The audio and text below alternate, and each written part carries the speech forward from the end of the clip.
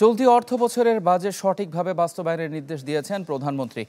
অগ্রাধিকার তালিকায় থাকা প্রকল্পের জরুরি অর্থায়ন বাস্তবায়ন প্রক্রিয়া নিয়েও খোঁজ নেন সরকার প্রধান। একনেক পরবর্তী সংবাদ সম্মেলনে এসব জানান পরিকল্পনা মন্ত্রী মেজর জেনারেল অবসরপ্রাপ্ত আব্দুস সালাম। তিনি বলেন, বন্যার আশঙ্কা থেকে সবাইকে প্রস্তুতি নেওয়ার নির্দেশনা দিয়েছেন প্রধানমন্ত্রী।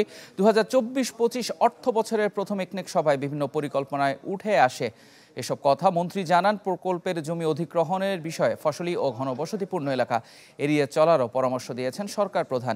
এদিন সভায় বিদ্যুৎ, কৃষি, গ্রামীণ অবকাঠামো উন্নয়ন সংক্রান্ত মোট 11টি প্রকল্পের অনুমোদন দেওয়া হয়, যাতে মোট ব্যয় হবে 5,459 কোটি 87 লাখ টাকা।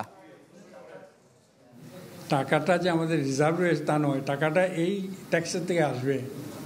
তো যেখানে কাজই নাই, যেখানে বৃষ্টি, বাজে ঝড়, তুফান, তো টাকাটা আসতেও তো হবে, সময়টা দিতে হবে। 1 মাস, 2 মাস, 3 মাস সময় দেবেন। আমি তো মনে করি এটা উত্তম একটা পথ, যে সময়টা আমি কোনো কাজ করতে পারবো না, সেই সময়টা ট্যাক্সটা আমি পেতে পারবো।